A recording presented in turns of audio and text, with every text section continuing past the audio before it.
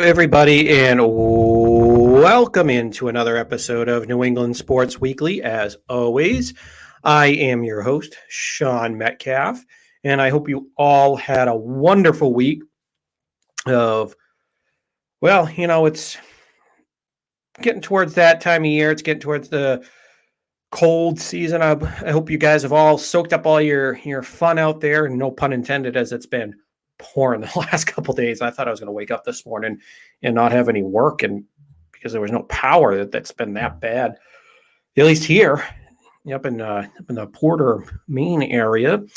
And as we're all getting ready for Halloween this weekend. Now, I know this is a sports podcast, but Halloween is sneakily underrated in my book as far as one of my favorite holidays. I'll probably go 4th of July, Christmas, 4th of July, and Halloween are probably my top three there. Now, obviously, nowadays, I don't go way past the trick-or-treating phase. I just go buy a bag full of Reese's and Kit Kats and Milky Ways and all my favorite candy out there, some Butterfingers. So I definitely do that. So it's been it's definitely one of my favorites. I'll definitely put it up there. Now, don't have any parties to go to this year, so I won't be dressing up as any zombies or any creepy crawlies out there or any type of funny things. The last time I went out for Halloween was actually 2019.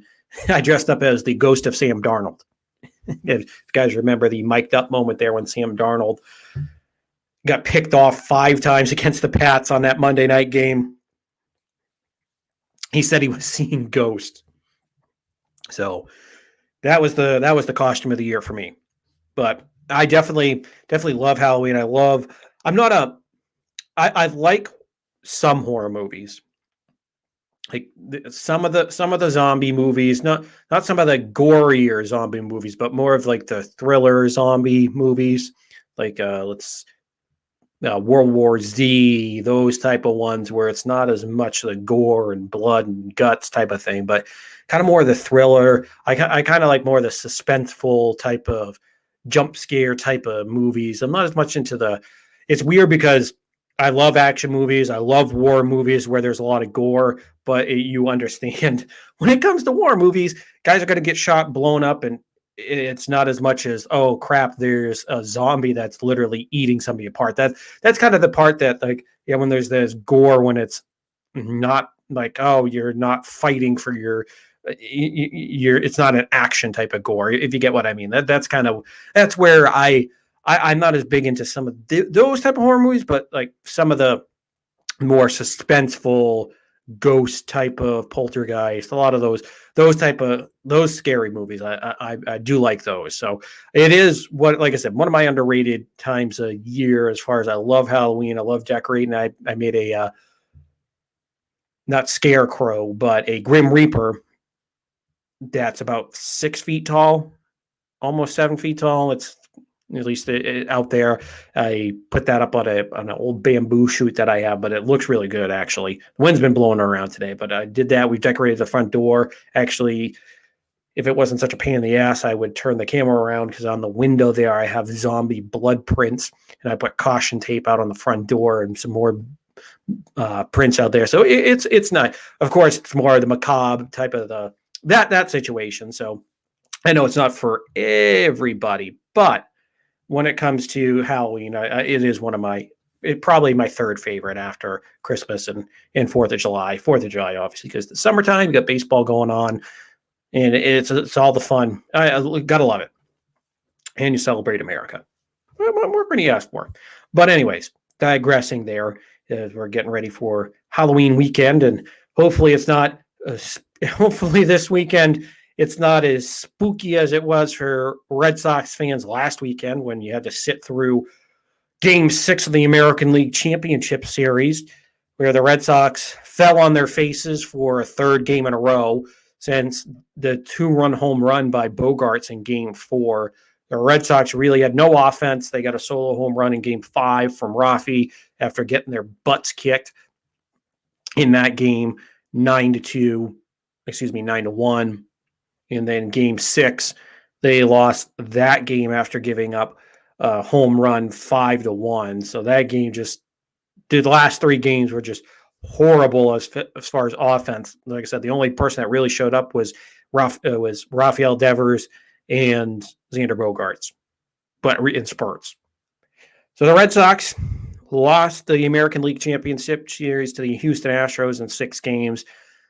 So the gut punch came in Game 6, and the Red Sox season is over, and the Houston Astros have moved on to the World Series against the Atlanta Braves, and the Astros thankfully are losing that series 1-0 to the Braves. I'm sure all Red Sox fans and I think it's pretty much all the other 29 teams in their fan bases are rooting for the Atlanta Braves. Houston fans are the only people that are rooting for the Astros in this series, as it is. Nobody wants to see those cheating Stros win this series, and we'll get into a little bit of the controversy that popped up during the American League Championship Series with a couple of the Astros pitchers, although nothing was official. But of course, everybody was buzzing on Twitter and all the social media and talk radio and everywhere about the whole where they're using sticky stuff for Valdez and Garcia for the Astros. Well, like I said, we'll touch on that here a little bit later. But unfortunately, the Red Sox are hanging them up just shy of making it to the World Series on this miracle run.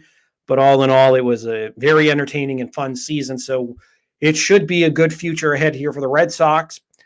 And of course, one of the other big pieces of news to come out of this in the last 2 or 3 days was Xander Bogaerts did come out and say that he pretty much is looking to opt out of his deal after the 2022 season. So after next year, it would technically be the last year for Bogaerts. But of course, the Red Sox and Bogaerts himself has made some hints that he would like to stay in Boston, but obviously this time, instead of signing a team-friendly deal, he wants market value for a lot of these top shortstops. And of course, there are a lot of them that are going to be out there in Trevor Story, Carlos Correa, that are some of the big guns that are out there in free agency this offseason. So I'm sure he'll wait to see what they get paid, and I'm sure he'll want something very approximate to what they received. We'll talk a little bit about that later as well. And of course, the good part of the last weekend was that the New England Patriots did rebound, and they absolutely trounced the New York Jets 53-13. Now, we'll get into that game. We'll break that down later, but I know a lot of people at first glance will think, it's the Jets. Of course, you're going to beat that trash bag of a franchise that everybody just throws to the curb every year before it even starts with that team. But you got to remember, this Patriots team has had some tough losses. Like they had that tough loss against Dallas. They really haven't seen them click on all cylinders, including week 2 against the Jets in New York, where, yes, they won 25-22. No, excuse me. Not 25-22. That was the Houston game. But they did. My point is that they did come away with a victory against the Jets. It was they scored 29 on the Jets, but still the Jets actually did come back and make that little bit more of a game, and Patriots won, but they looked out of sorts. But the Patriots, so this was a big step forward to see the Patriots put together a full game plan, no matter if it's against the dregs of the league. It was still nice to see the Patriots come out and lay the wood to a god-awful Jets team instead of struggling like they did the last time around. So things might be looking up here for the Patriots, although they do have a tough contest here against the San Diego. There we go. Said San Diego. I knew I was going to do it, folks. I knew I was. Most of my life they were down in San Diego, but now they're in Los Angeles. The Los Angeles Chargers. The Patriots will fly out to LA for a 4 p.m., I believe 4:05 start to play the Chargers. Now, the winter sports scene, as we talked about last week, has started up here in Boston, as the Boston Bruins have started 3-1 on this young season. And the Boston Celtics got their first win for Ime Udoka, their new head coach, is they won in overtime against Toronto. So that was an entertaining game. So it's been a pretty good start to the winter sports scene here for your Bruins and for your Celtics. We'll talk a little bit about that as we go later on into the show. But as we mentioned, the biggest story so far was the Red Sox postseason run. Now, obviously, if you were following the podcast and if you were following the postseason altogether for the Red Sox, you just knew that this was a magical ride for this team. Now, they finished with 92 wins. They had an up and down year after starting on fire, and then the middle of the summer, everything felt like the bottom fell out after the trade deadline. And then, of course, they had to rally the last 3 weeks of the season. They looked pretty good and then got bounced by the Orioles. They lost 2 or 3 to the Orioles. And then they had to sweep the Washington Nationals to even get into the playoffs, which they almost lost game 3. And they wouldn't have bounced them completely out, but they would have been in a 4-way tie that you would have had to do some mental gymnastics to figure it out. But luckily, the Red Sox swept, clinched the number 1 seed. We all know the rest of the story. They beat the Yankees 6-2 in the wild card game. The house was rocking there at Fenway. They ended up beating the Tampa Bay Rays in the division series 3 games to 1. And then their ride came to a screeching halt I wouldn't say screeching halt because you make it to 6 games. It's not like you got swept, but you got bounced out of the playoffs in 6 games to the Houston Astros. And of course, if you told me when spring training started that this team that, yes, they had superstar power in Xander Bogaerts, in Rafael Devers, JD Martinez, I knew last year, I pretty much thought last year was a fluke because, the back of his baseball card shows that he's still really good. And he's been pretty good ever since he went to Detroit and he redid his swing and all that. And just the comments that JD made last year during the off season / break that they had because of COVID until things started up in August, he was basically making comments that I didn't know if it was going to start again. It was on and off, blah, blah, blah. But it really, you could kind of tell he wasn't mentally prepared for that season, which, in a way, you still should have been because that baseball, you knew there was a chance that they would come back. So, yes, did he kind of give up on that season? Sure. But still, JD is a professional hitter, and you knew this season was actually going to come around this year. So he came out hot. He's tailed off a little bit towards the end, but he still hit 298, 299, had 28 home runs, 99 RBIs. He was, did he hit 43 home runs like he did his first year or 35 like he did back in 2019? No, but sorry. 28 homers, 99 RBIs. You're 2 home runs away from another 30 home run season and 1 RBI away from a 3,100 season. And you're right on the cusp of hitting 300. So, I'll take that every day of the week from a guy like JD Martinez. So if that's your down season, I'll sign up for that all the time. So again, you had Rafi, you had JD, you had Xander, and of course, so you had that big core right there in the middle, and you had a rising star in Alex Verdugo, or at least somebody that you thought could be one of those pieces to build around after you got him from Mookie Betts. Now, obviously, he's not going to be Mookie. There's only a handful of players in the league that are of his caliber or better. You could probably put out maybe 7, 8 other guys ahead of him or within that same class. He's that good. But still, you got a good piece in Verdugo. So there's another young stud that you had.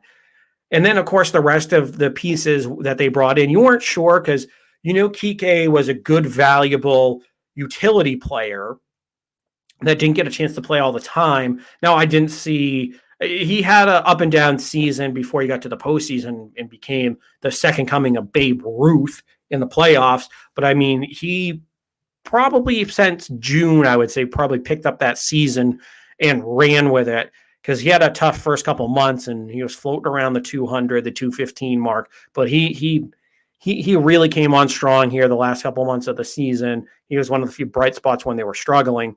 But Kike Hernandez was a good find that you knew. You weren't sure what you're going to get from him at the start, if he was going to be a full-time player, but you knew you had a decent piece there. Hunter Renfro, you knew could run into a bunch of home runs, which he did. He had 31 this year, but it was, is he going to strike out and hit 170, which is his career average? But he really refined his stroke, and well, except for the playoffs, which he reverted back to the old Hunter Renfro. But this is a guy that, like I said, is a career probably right at 200 or right below that, like 190. Yes, he has a lot of power, can drive in runs, but he is not the type of guy that you're going to slot in your 3-4 hole unless you're desperate, because he's not a good contact hitter. But this year he turned it around. I'll give him that. So you had Hunter Renfro, you knew he had power, weren't sure what you're going to get.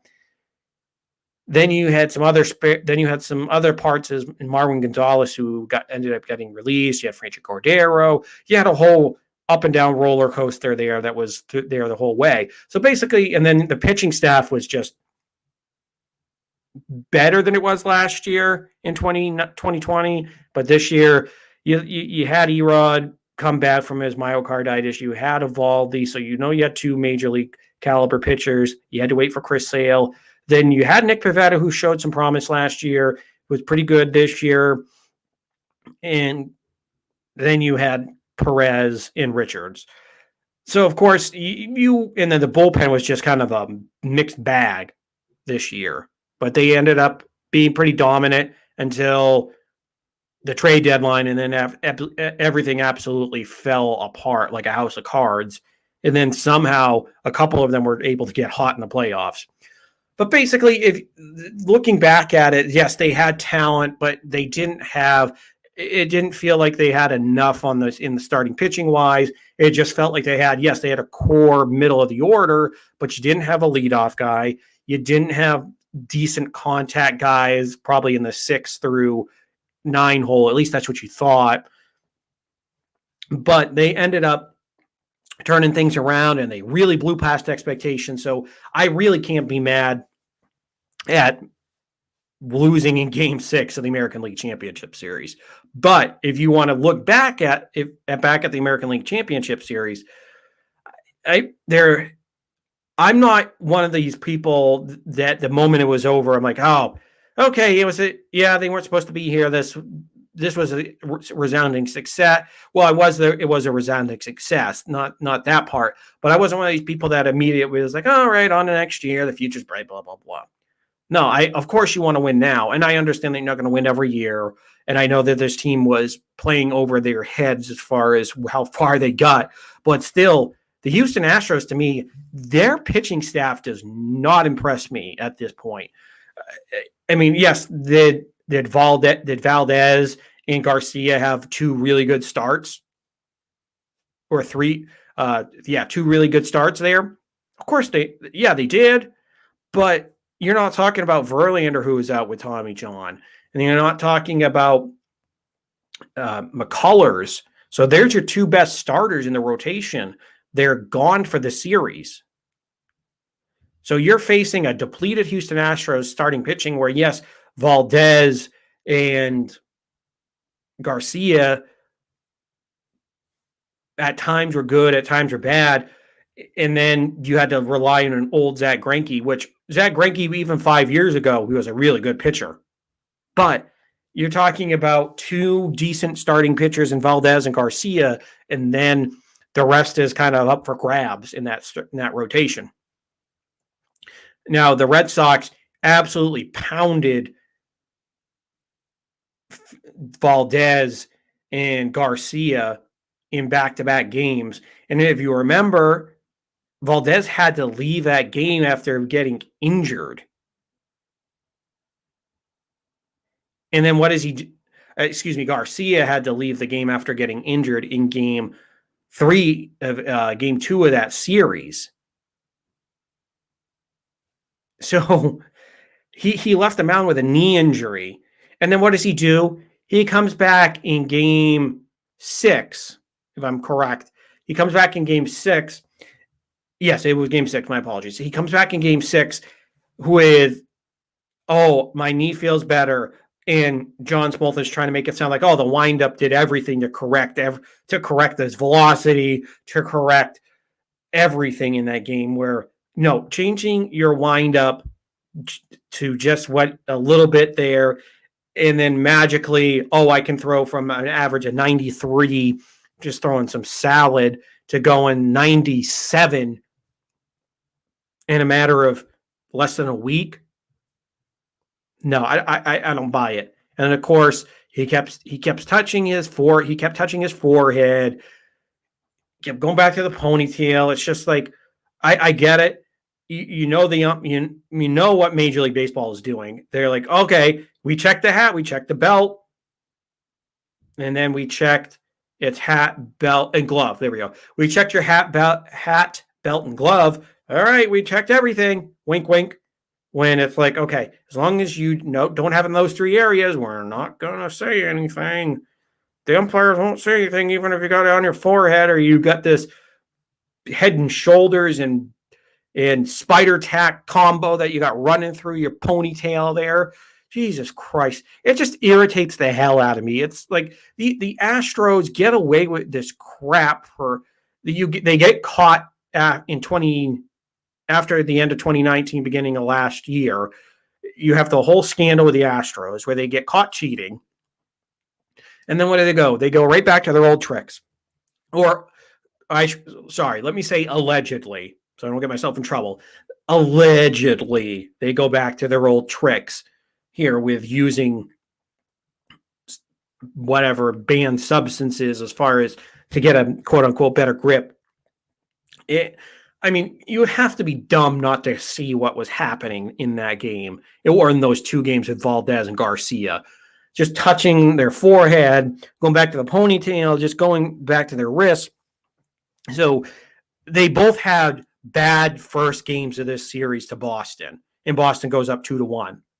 And what happens with Garcia? He comes back, has the game of his life, where he has a great game. And then what happens? What happens in game 1 of the World Series? He gets shelled again. So you have to be stupid not to see what's happening with the Astros. They're doing it again, and baseball's turning a blind eye. Like, oh, no, it's not on their glove. It's not on their belt. It's not on their glove. Nope, nothing to see here, folks. Of course there is. Baseball just wanted to turn a blind eye in this situation. Now, is that the only reason the Red Sox lost the series? No, it's not. They didn't. You can put spider tack or whatever it is on the ball, but guess what? The Red Sox still knocked around Garrett Cole when he was using spider tack early in the year before they did anything. So it's not the be-all, end-all. You still have to stand up there and hit, and it was just a combination of things. Their bats went cold all at the wrong time. You had the Astros probably using a little bit of pine tar, spider tack, whatever they're using. Then you have the whole umpire situation out there with Laz Diaz in game 4 of the series where he blew the call. But to me, the biggest thing, where you can argue all you want with the umpire with Diaz or with the spider tack situation, if it was or if they really were using it or not.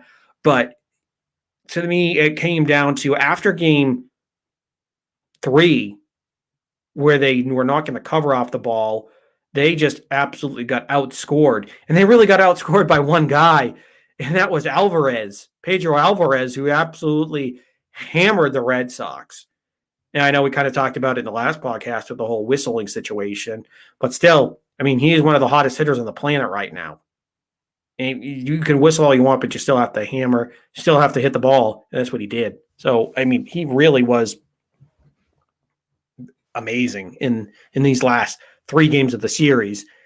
But to me, it just came down to the Red Sox bats just absolutely going stone cold, scoring 3 runs in the last couple of games, and just not playing good situational baseball.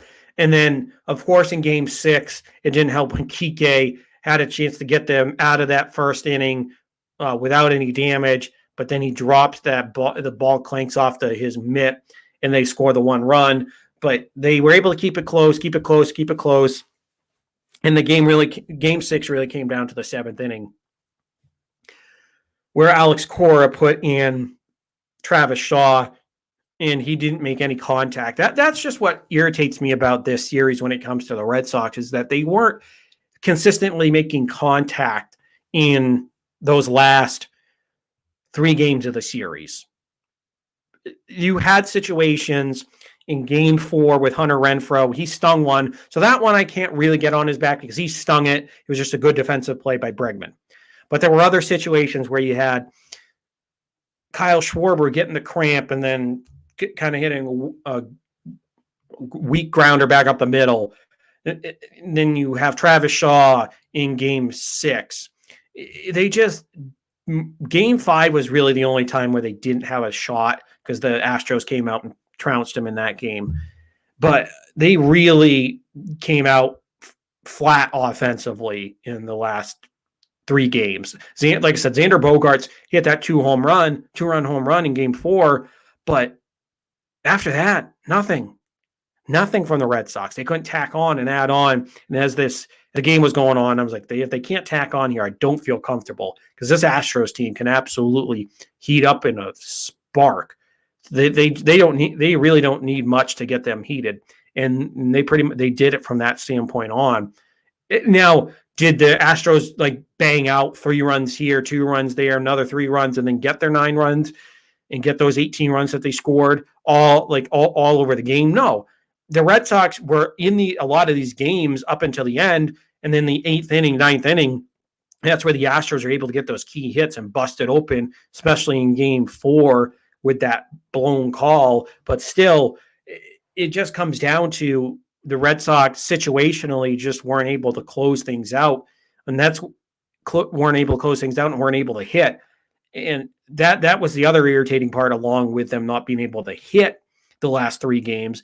It was also, if you look even if you go back to game 1, in 1-run games, the Red Sox just this year, for some reason, especially after like July, 4th of July week, after that week of 4th of July, it just seemed like the tide had turned in the 1-run games. They just weren't able to close out, and that came back to bite them in this American League Championship Series against the Astros, because they had a chance to close it out in game 1. But of course, Altuve and Correa hit big home runs. And then in game 4, that's when Altuve ties the game with that big home run, and Whitlock wasn't able to lock it down. Tanner Houck came on and gave up that home run in game 1 to Altuve. And the bullpen in game 6 gave up the game late when they still had a chance when it was 2-1. They just weren't able to lock things down. So that was the other frustrating part. You have bats that went cold, and then you had a bullpen that in close game, for the most part of the close games, they were able to lock it down. But then you got to that 8th, 9th inning, and in multiple games, it just seemed like they had to pull out their best bullets earlier in the game, which, I mean, you can't blame them because it's a playoff game. You don't want your starters out there getting shelled, but it just seemed like there were one guy short in the bullpen, one other guy behind Houck, behind Ottavino, behind Whitlock. And it seemed like Robles didn't have as good a series as he did against the Rays. So it just seemed like they were 1 or 2 guys short in the bullpen to throw out there with those other 3 or 4 guys. And even Brazier came back down to earth in the ALCS. So it's frustrating. It was frustrating to watch. But in the end, like I said, I said that this was a success, but I also said I wasn't in the moment. I wasn't sitting there just like, oh, all happy. Of course I was mad. I was upset because they had an opportunity with an Astros team that had holes in the pitching staff, where this pitching staff should have been ripe for the picking. Now, both offenses were good, and are both top tier offenses. So you can't obviously fault the Astros for that standpoint, but still, it just felt like the Red Sox had the advantage with at least with their starting pitchers and the bullpens. The Astros probably had some better back end, but still, I felt overall the pitching was better for Boston if you factored everybody into the situation. Now, looking at the 30,000-foot view a week later, yes, I can sit here now and I can say, okay, it was a success and this team has a bright future ahead of them. Now, it still sucks.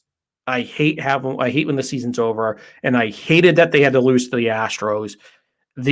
Obviously the only other team I would hate to lose to more is the Yankees. But after the Yankees, especially with this mini rivalry that the Red Sox have had since 2017 with the Astros in the playoffs, I hate losing the Astros, and I hate it even more with all their cheating that they've done in the past, and then possibly even doing more cheating this year with the whistling and maybe some banned substances that they were hiding on baseball. But I mean, as much as I rag on them, they are a good team. You can't just get to that point just by cheating alone. You have to be a good, talented team. So it just sucks that the season's over, that you lost to those guys. So I really hope the Braves beat their brains in this series. And like I said, the Braves have already won Game 1, 6-2. So on a good start. Now, the future of this team for the Red Sox, that's the part that I really going to be interested in here.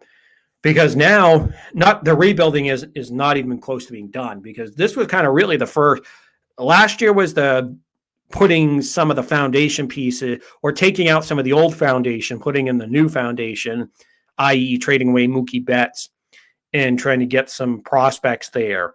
But that was just the beginning. And then this year was more addition to it, where this is really the first full year that they had to really rebuild this team.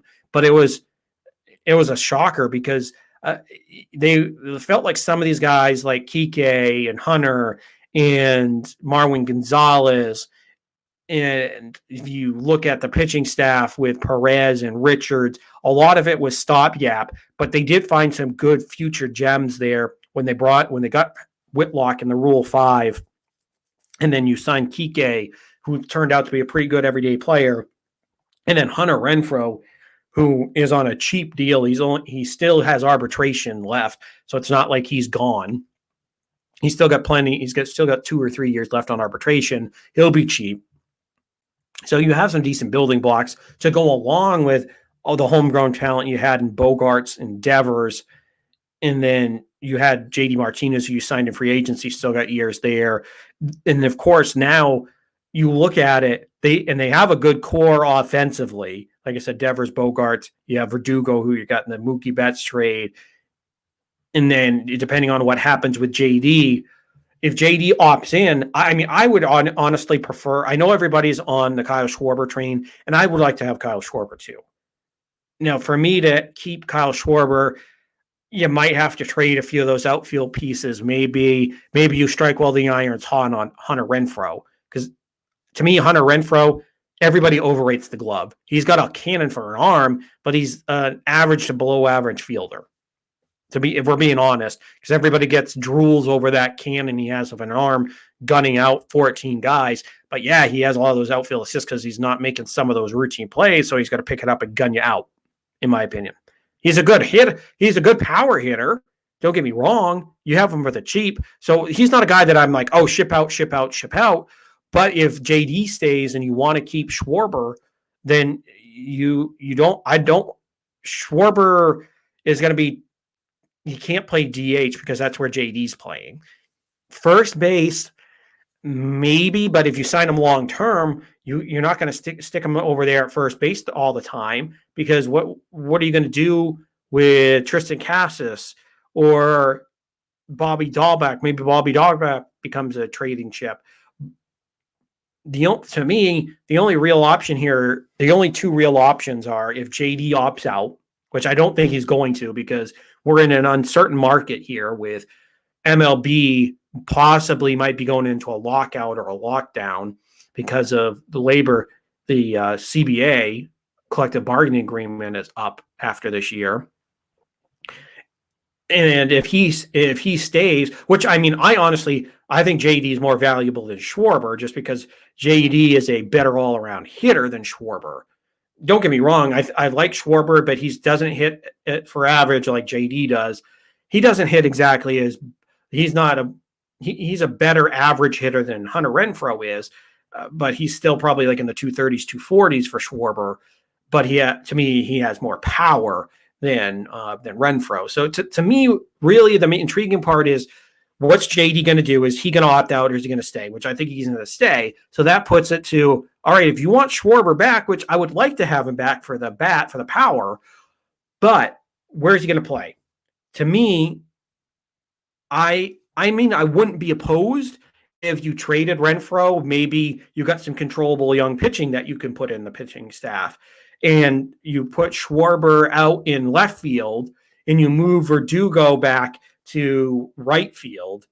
And then you move Kike permanently while he's here into the outfield out in center. And then you can let guys like Jarren Duran, who I thought was going to be ready, but at this point, he proved me wrong. He looks like he still needs some seasoning. So maybe you put Kike out there until Duran is ready, and then depending on how you shake out with second base, then possibly you could bring Durant up again. But I think right now, if you want to keep Schwarber, the best path it is one, JD opts out, and then he's your DH. Easy money then. But if not, then that's where I think you could explore the possibility of trading Hunter Renfro, keeping Schwarber out in the outfield where he's a better outfielder than he has first base, but that's not saying much. And then you trade, like I said, you trade Renfro and you put Schwarber out in the outfield. And that to me, that those are the two options that you have. I mean, you're not going to trade Verdugo. He's young and he's an inexpensive piece. Your other option, and of course, because right now, depending on, and it all depends on too what you want to do at second base, because possibly you might not have to, because maybe if you view Kike as your everyday second baseman like he was supposed to be this year, maybe you plug Kike in at second full time because he's got 1 year left on the deal, and then you let Jed York, not Jed York, that's the 49ers general manager, but you have Nick York, the prospect down in Pawtucket, or down in Portland, should be up in Pawtucket here soon.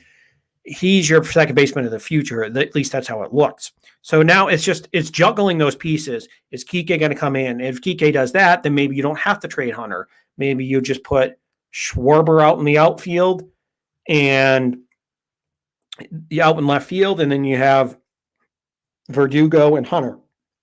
I mean, it all depends on kind of like how those pieces kind of balance out. But the big linchpin first, before even Schwarber, is what is JD going to do? And luckily, the Red Sox don't have to wait around long because JD only has until 5 days after the World Series to make his decision.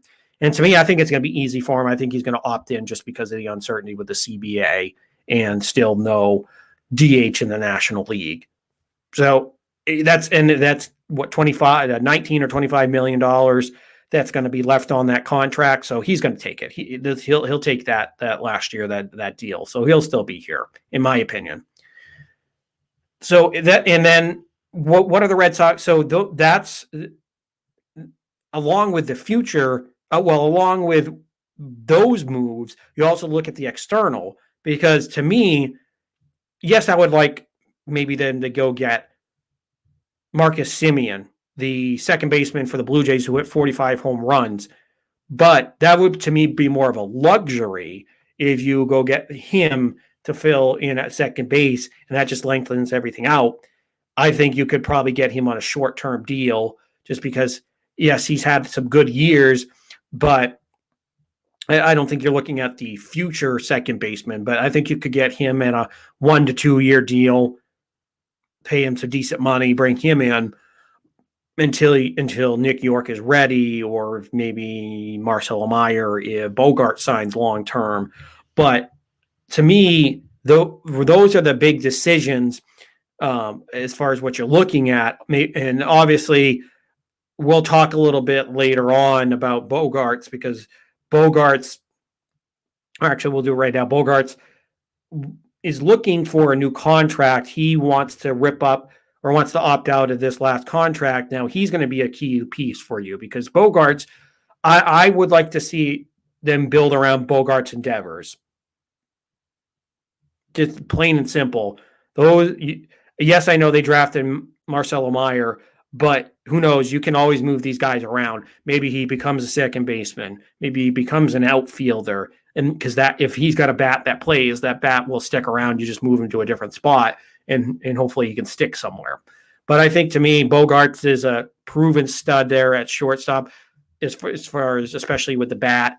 And I think Tristan Cassius is going to be a superstar over there at first. So I think you'll have 75% of your infield locked down, or you have a 75% of your infield figured out here shortly, depending on how Cassius starts to rake at the start of this coming year. So I think you got to lock up Bogaerts' endeavors. And to me, Bogaerts is going to look at these contracts that Trevor Story and Carlos Correa are going to sign, because those are pretty good comps. I mean, I think Bogaerts is a better all-around hitter. Those two guys just have more power. A tiny bit more power. But I think Bogaerts still, we've seen it. He's got multiple 30 home run seasons, so he's got the power in the bat.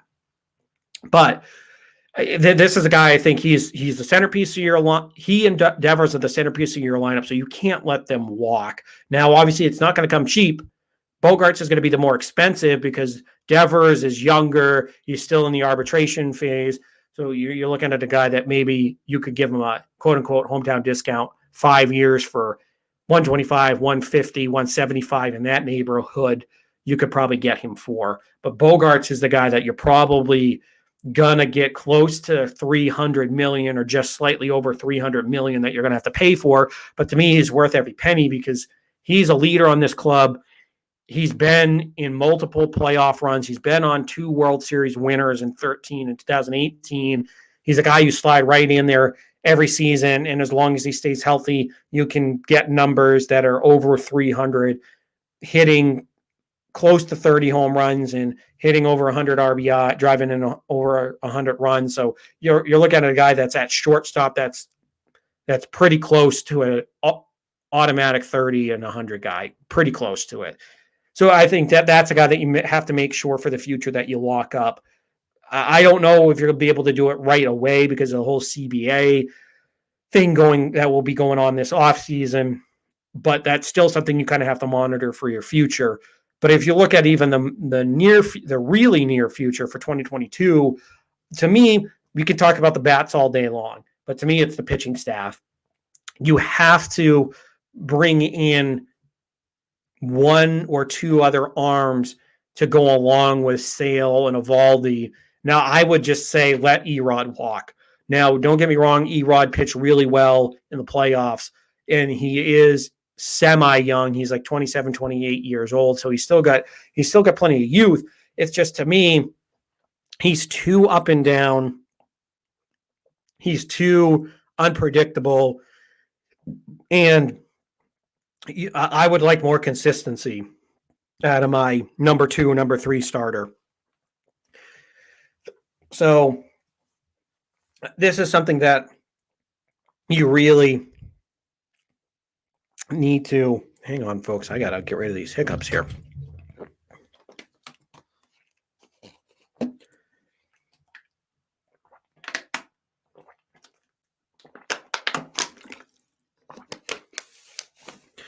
But here we go. Geez.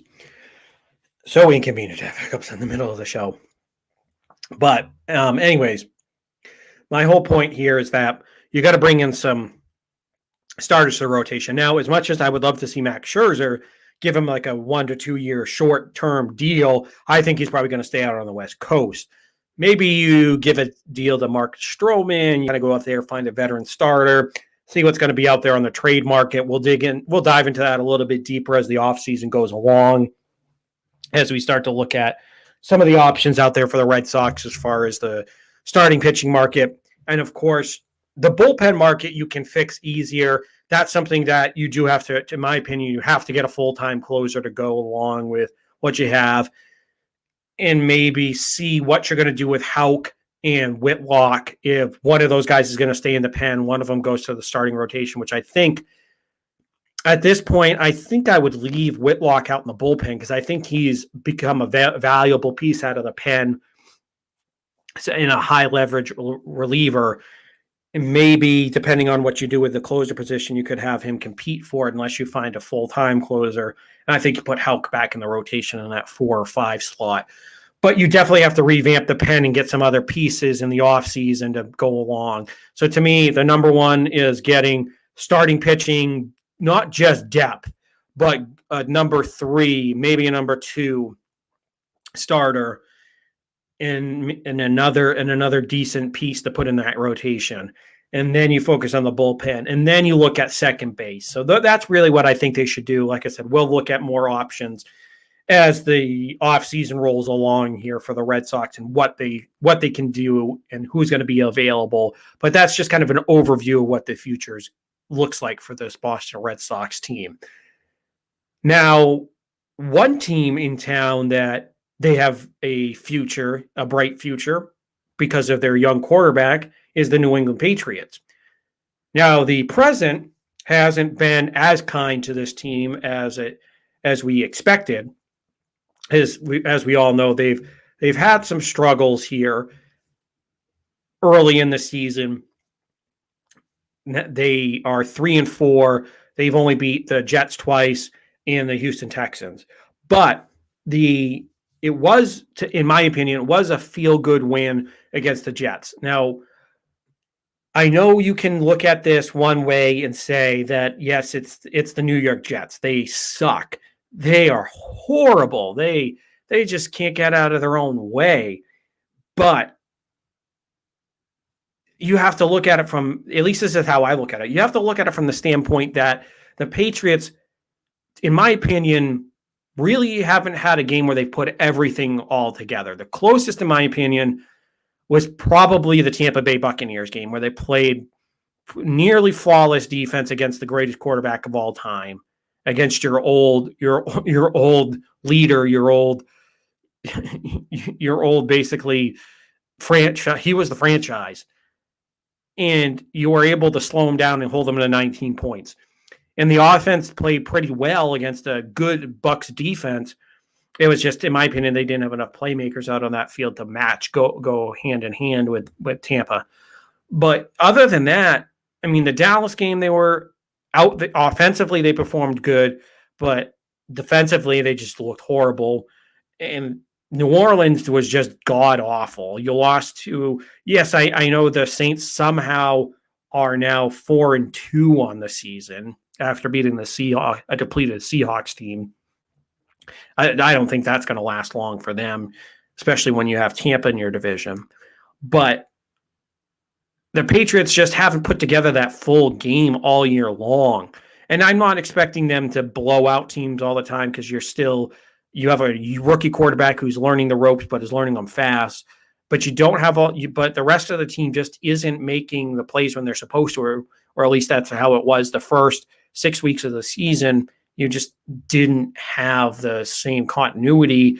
You don't have major playmakers. Yes, you have some guys that are talented that might be able to break out, but you don't have a stud wide receiver on the outside or that like absolute Hall of Fame or borderline all-pro tight end out there, a George Kittle, Travis Kelce, Gronk in his prime, something like that. But you have good tight ends in Hunter Henry and Jonnu Smith that are out there. But you just have a collection of good talent. You don't have a collection of great talent or one great talent along with good players to elevate them. So to me, it's just they haven't been able to put everything together. So this Jets game, they were able to do that, in my opinion. And now I don't care if it's the Jets, and I don't care if the Jets are 0 for the century as far as being a good team. I know they've sucked since I was a little kid. I know they had their spurts there when I was probably about like 7, 8 years old, in the late 90s with Bill Parcells before Belichick got traded to New England when he bolted out and resigned to the head coach of the NYJ on a napkin. But to me, really, it's all come down to it's all come down to where the Patriots haven't put together that full game. And to me, this was really the first week where they absolutely did put together a full game. They were able to run the ball over 100 yards. Damian Harris looked great. Mac Jones had his first 300-yard passing game, threw for 2 touchdowns. The defense played pretty well. And I think they took their foot off the gas there a little bit, kind of in a few instances there in the second half. But you haven't seen a game like that where everybody's been putting things together.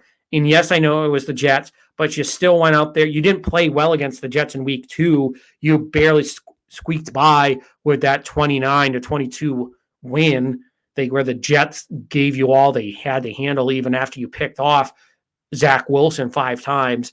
And yes, I know Zach Wilson got hurt last week, but actually his backup came in and played better. But you still were able to go and play a full game, a full 60 minutes, and look for the first time all year like a quality NFL team. You went out and put 53 points up on the board.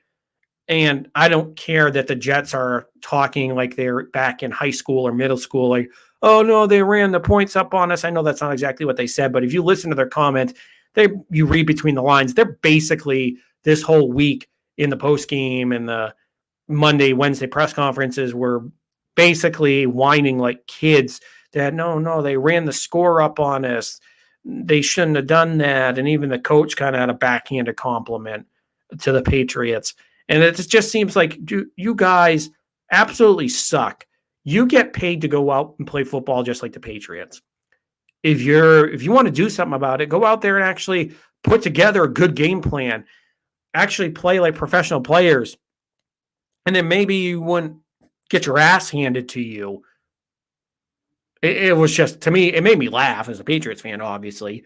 But it's still like, what are you doing? You're both teams get paid to go out there and play football. So if the Patriots are getting paid, so aren't the Jets. And the Patriots are getting paid to go out there and put as many points on the board as they can. So why don't you, as the Jets, go do the same thing? Oh, wait, you can't because you're the goddamn Jets. You suck. And you've always sucked. So you don't have any right to go stand out there and bitch, New York. You don't. You just need to find a way to get better. And you haven't found a way to get better since 1969 when you won a Super Bowl. So just don't stand out there and complain. You just sound like a bunch of crying little bitches. So I don't want to hear it from you, New York. But anyways, to me, it just I loved what I saw out of Mac Jones. He was out there. He threw a couple really good deep balls. And to me, that was the part that I really got excited about. Yes, don't get me wrong. I love that Mac is out there and will take what the defense gives him, and he's not going to force things into a win. Yes, I know he's got 7 picks, but some of those were some passes that bounced off receivers' hands and some unfortunate situations. But for the most part, Mac takes care of the ball. He's out there, doesn't make bad decisions. He takes what the defense gives him. But so one of the things you wanted to see from Mac was, does he have the big throw ability? Because I know Rex Ryan came out a couple weeks ago, said that he had a pea shooter for an arm, which that's totally false. Sorry that he's playing the game plan that he likes and not forcing it down the field, going balls to the walls and chuck it deep mentality. No biscuit, no risk it, a la Bruce Arians in 2018, 2019 with Jameis Winston. Sorry he's not doing that, but it was just because that's not what the game plan called for. And you knew he had it because you saw him do it in college. And yes, I know he had all that NFL talent, but he still had a deep ball arm. Yeah, is it Patrick Mahomes? Is it Aaron Rodgers? Is it Russell Wilson type of deep ball where he has a lot of these opportunities, where he's throwing it 70 yards down the field? No, it's not. But it's still a good. He can still chuck it pretty deep. So he showed that on that throw down the line to Kendrick Bourne in the second half. He had a couple other ones. So I liked what I saw out of Mac Jones, and then Damian Harris. In the tight ends, actually, both of them showed up. I know Jonnu Smith got hurt, but he was back at practice today. But Jonnu Smith was out there, caught 2 big passes, and got 52 yards. So he was on pace for a huge day before he got hurt. So I really like what I saw out of the Patriots offense. Defensively, you still need to tighten some things up, but I think they're in a both squads are in a good position as far as the offense and defense. Now, this is going to be tough this coming week because you have to go out to Los Angeles and face the Chargers on the road. Now, I know last year they laid the smackdown on the Chargers and beat them 45-3. I think this was a couple weeks after Thanksgiving. And this was pretty much when they were out of the playoff race. But still, I know this is a different situation in both cases. Different Patriots team, in my opinion, a better Patriots team. And then you have a better Chargers team because Justin Herbert is the real deal, folks. He has a strong arm, has mobility, is smart. Is he smart as Mac Jones? I don't know if he is, but you have a smart young quarterback, got all the athletic ability, all the arm strength, can make all the throws. He is a stud out there. If I was going to start building a franchise, obviously Patrick Mahomes would be number 1, but you might have to give the number 2 spot to Justin Herbert. At least give really strong consideration. To me, it's Justin Herbert, Joe Burrow, Kyler Murray, and those would be the guys that after Patrick Mahomes, that I would throw in there. Obviously, Russell Wilson and some of those older guys, just because of age, you might take those other 3 ahead of them. But point being is that Justin Herbert is a special quarterback, and he is going to be tough to stop this time around because he's a different quarterback. He's got more confidence. Now, it's just going to be a matter of, can the Patriots slow him down and hold him to field goals? Now, this team isn't infallible. They're 4-2, and they did get held to 6 points before their bye week last week. So this is a team that, even though that Justin Herbert is in that MVP conversation, they've been mortal this year. They have been stopped. So it's just a matter of, if the Patriots maybe not do what they did last year to the Chargers, but maybe you hold them to 13 points, to 17 points. You put up 24, you put up 28, maybe you put up 30 plus points this week. So it's just a matter of, you try to hold them to as many field goals as possible and only give up 1 to 2 touchdowns. And you just keep them out of the end zone as much as possible. And obviously, that's obvious. Hold them to, don't give up touchdowns. Don't let them score. No, that's caveman thinking. Of course, I get that. My whole point in the matter is that you just have, this is a guy that's explosive. He has good weapons with Keenan Allen and Mike Williams, who looked like he might be a bust out there, but has absolutely turned his career around and has been a stud next to Keenan Allen. And then you have Jared Cook. So they have good weapons that are out there that Justin Herbert has to work with. So it's going to be tough because now you don't have Stephon Gilmore anymore. J.C. Jackson is elevated. You have some injuries out in that secondary. So you're probably going to see more zone coming out of the Patriots, try to keep everything in front of them with help from the safeties. So it'll be interesting to see how this game unfolds. But I think the Patriots, I think on the front 7, they're going to have enough to kind of stifle the Chargers just enough where you hold them to 13, 14 points on the day, and you're able to, if you're the Patriots, I think they're able to absolutely run roughshod on the ground against this horrible Chargers team that is by far and away the number 1 worst rushing defense in the league. I believe they're giving up 163 yards on the ground. And the next closest, I believe, is the Raiders at 130. So you're literally looking at a 30-yard difference. You're looking at a team that's just absolutely getting gashed on the ground. And Damian Harris looks has looked really good. It looks like he's figured out everything as far as ball security. This is where I think instead of having J.J. Taylor, I think you'll end up having Ramondre Stevens be activated. So you'll have a pretty good 1-2 punch there with Damian Harris and Stevens. So I think you'll have a pretty good chance to see some big runs ripped off here. So it'll be interesting to see how the Patriots handle this.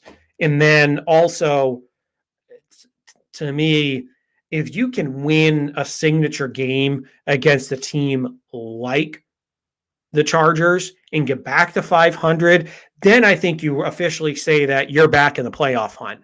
Because right now you're kind of on the fringe or on the border, because I think if it started today, they're either the very last playoff seed or they're right at the 8th, 9 seed as far as things would go. Let me pull that up here for you folks. So right now, if you look at the AFC, the Patriots they're 9th. So they're 2 spots out. And to be honest, the Chargers are one of the teams that have that 6th seed, because remember there are 7 seeds now. But the Chargers would be the 6th seed who you play this week. So if you get a win over them, you would be 4-4, and the Chargers would be 4-3. So you would have the tiebreaker once it gets to that standpoint if the Chargers dropped another game. And then you play the Browns, who are kind of on a backslide here.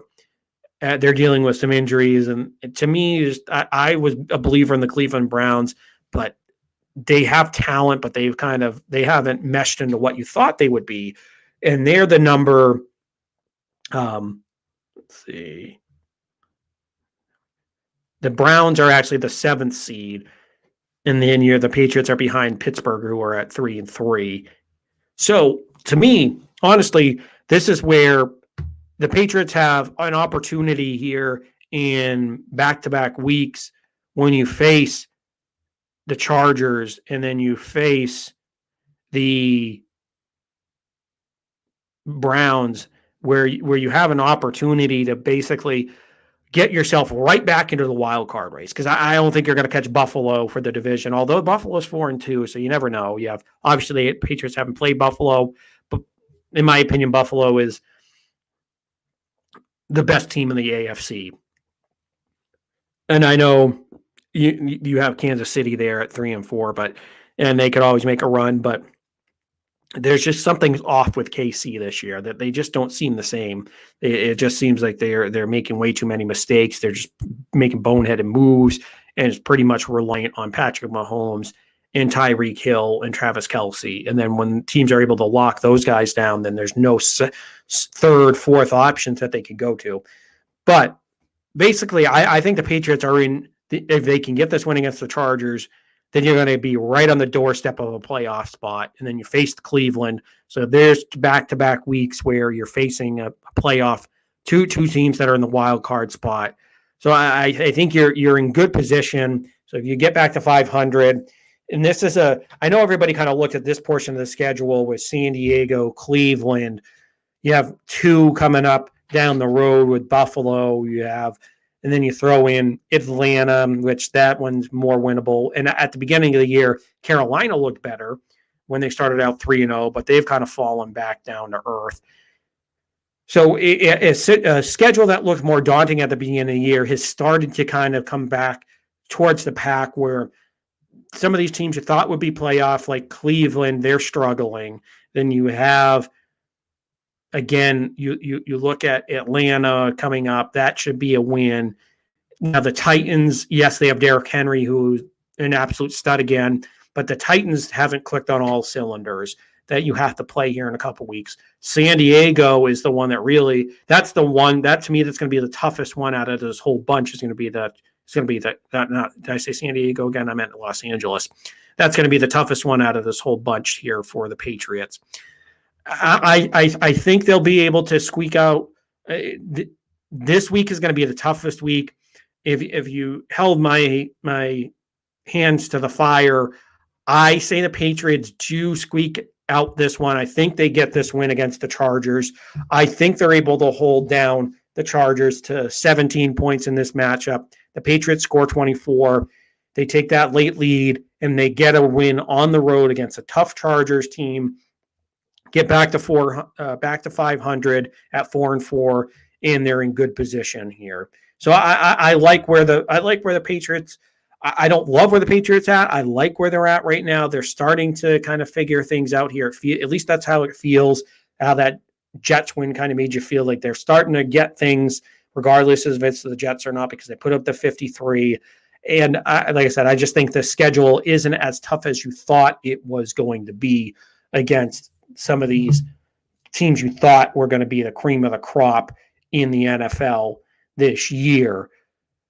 Now, quickly, we'll run through some of the winter sports here as the Boston Celtics and Bruins are back in action as the winter sports scene is up and running again.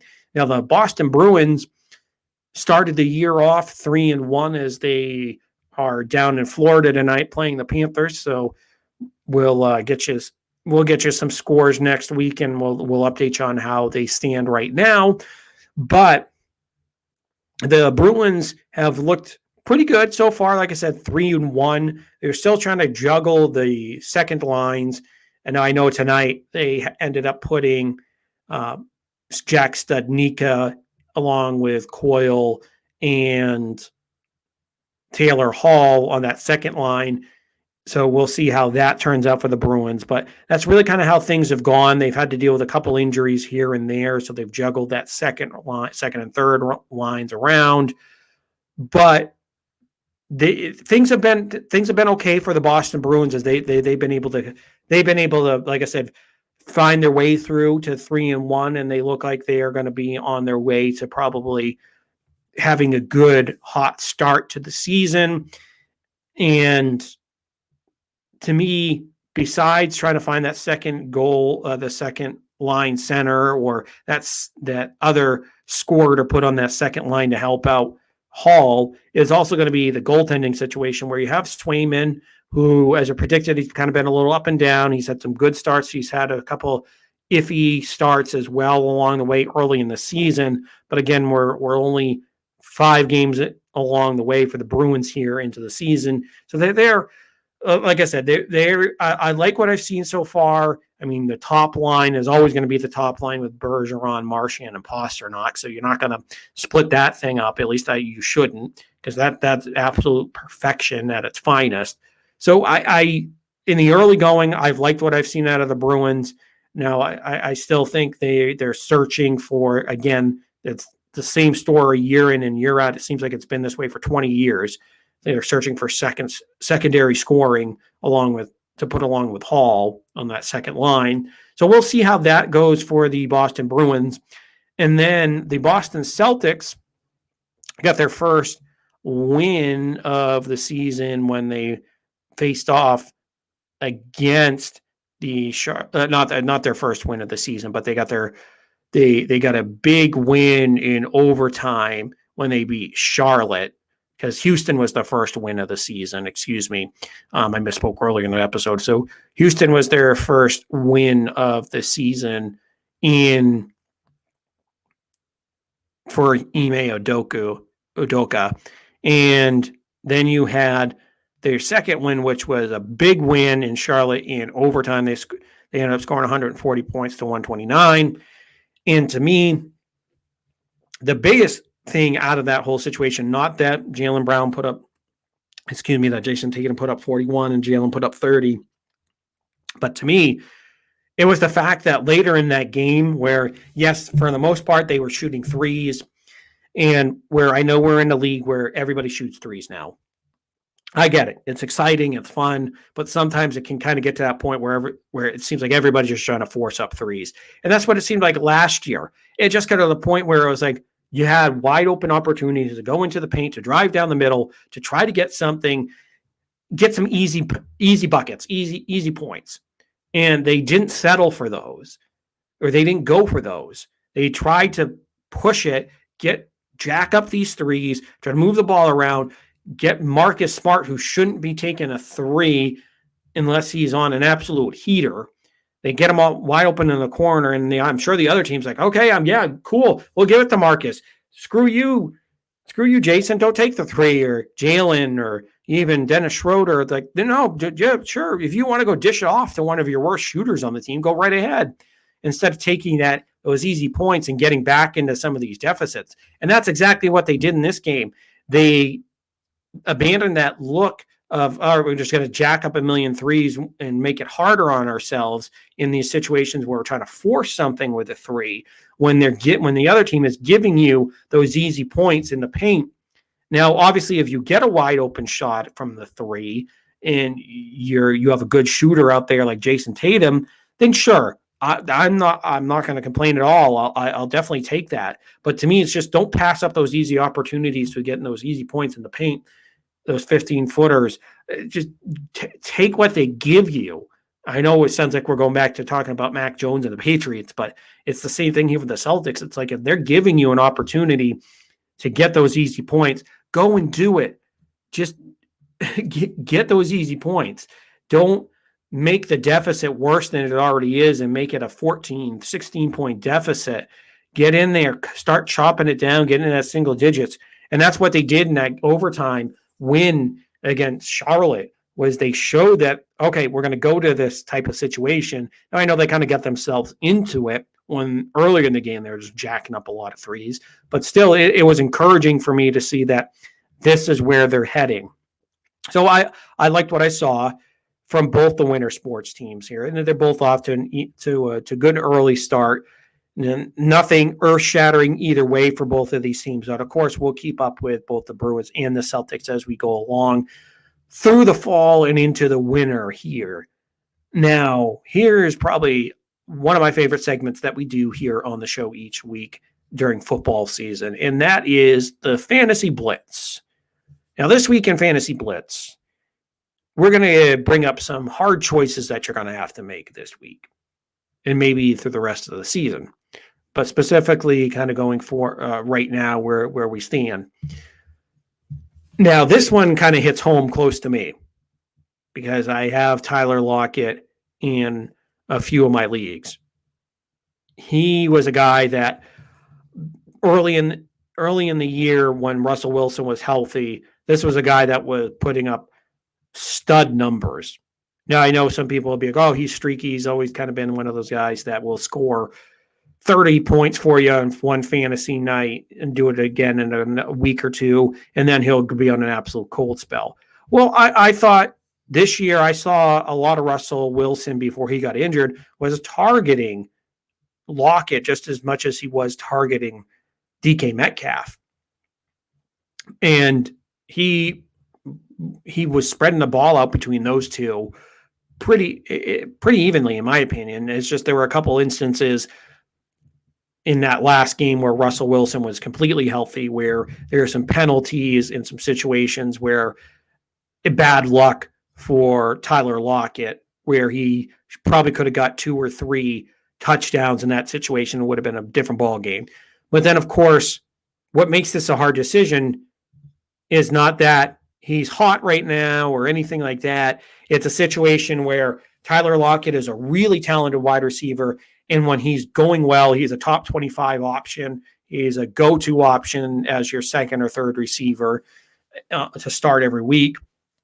But with the injury to Russell Wilson and the Seahawks having to start Geno Smith, and Geno Smith, God bless him, but he is just awful. He just sucks.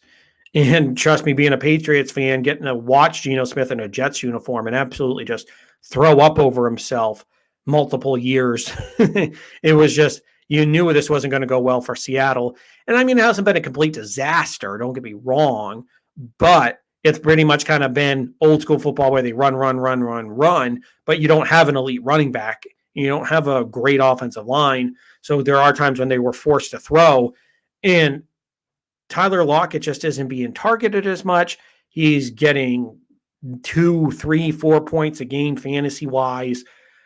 He's just not getting those deep shots anymore with Geno Smith under center. Now watch, this will be the week that he blows up because they're playing Jacksonville, and he has one or two long bombs and probably catches a long touchdown now that I tell you to sit him.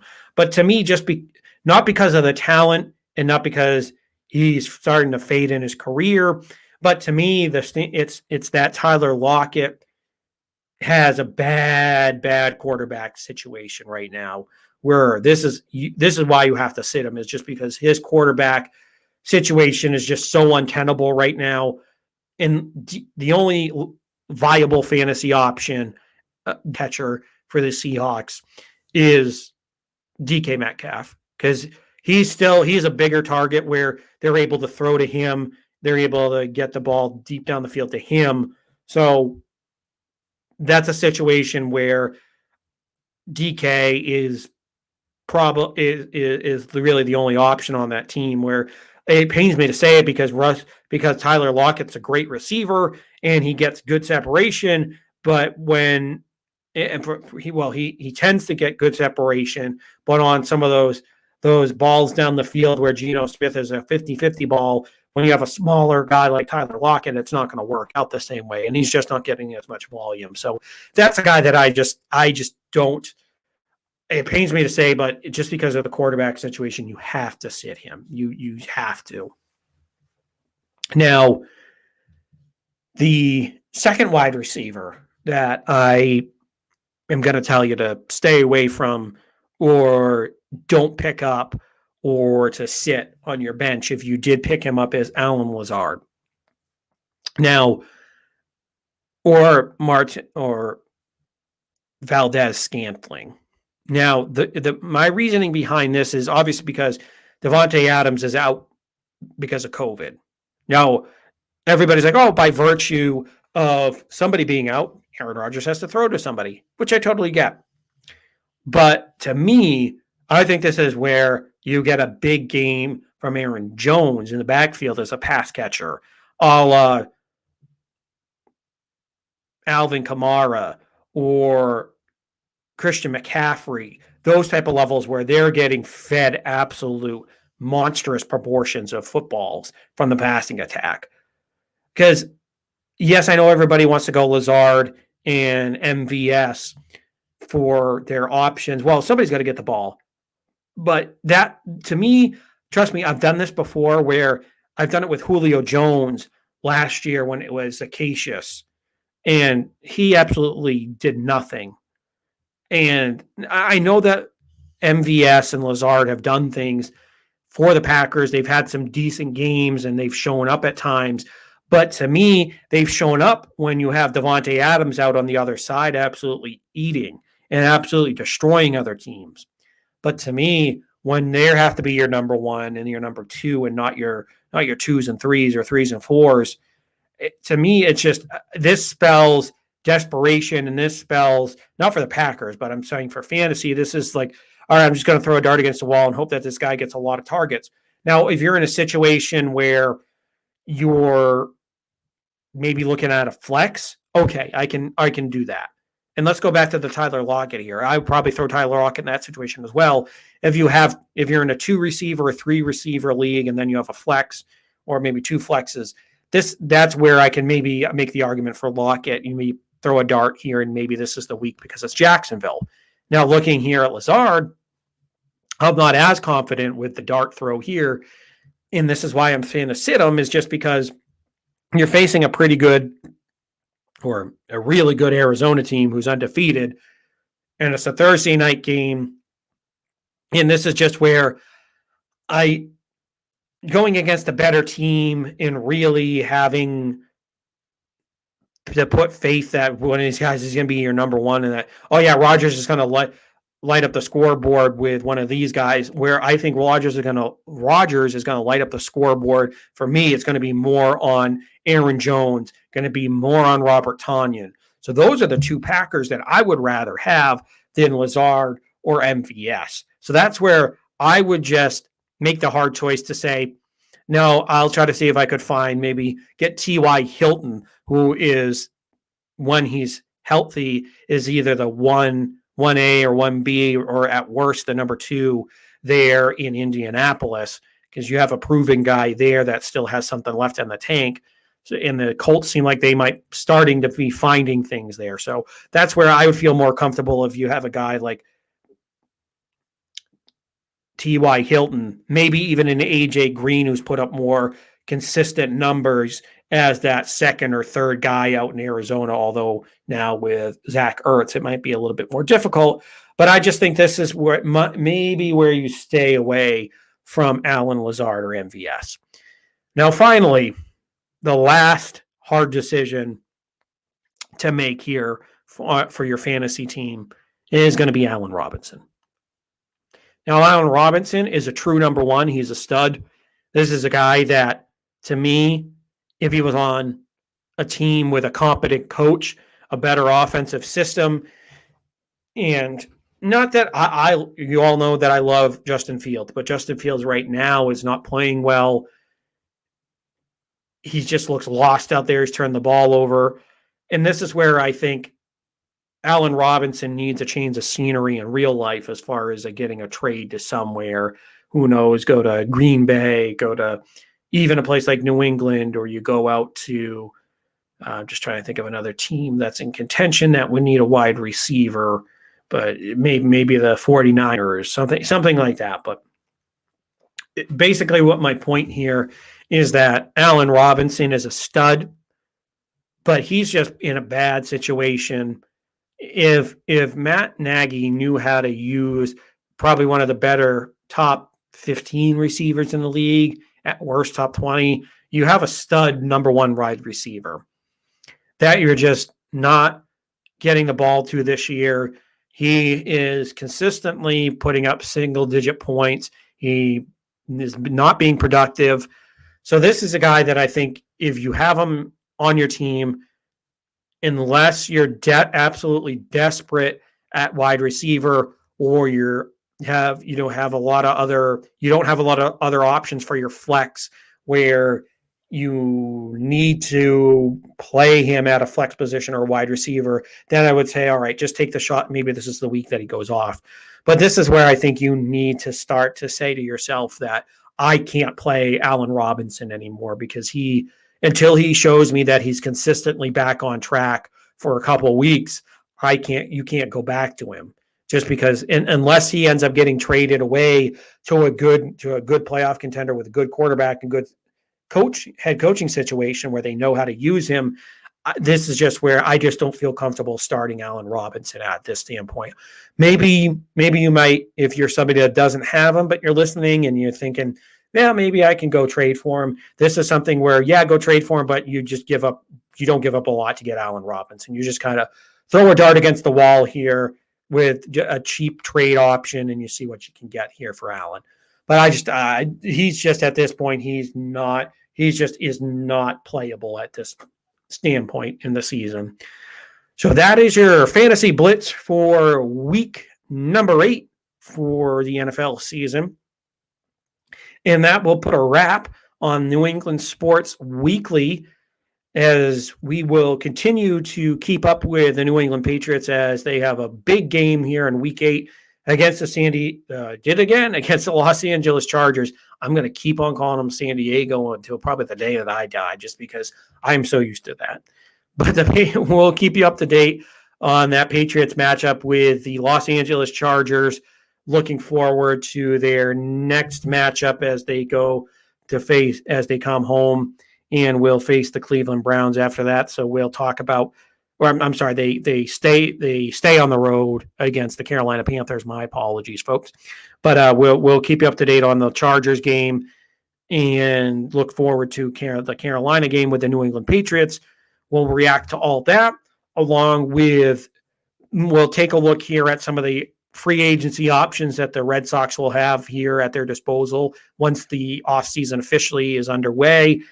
And of course, we'll keep you up to date on the Celtics and the Bruins as they are getting into their second and third weeks of the regular season, as things are just kicking off for them. And as always, we will have another episode of the Fantasy Blitz where we'll try to help you win your week number 9 in fantasy. But until next week, I've been Sean Metcalf. As always, remember to follow me on Twitter or Instagram with my handle, as you can see there right on the screen, at Sean_Met28. Or you can follow the show on Twitter at NE Sports Weekly. And as always, follow the show here on YouTube every Wednesday night at 8 o'clock for the live stream. Or you can, if you can't make it here, listen to the podcast on Spotify or SoundCloud, and whatever option you're on. If you're watching the live stream or you're listening to it on the Spotify or SoundCloud app on your phone, just always remember to like and subscribe. Always send me comments. Always send me feedback. I love to hear from you guys. But until next week, I've been Sean Metcalf, and everybody enjoy your Halloween week.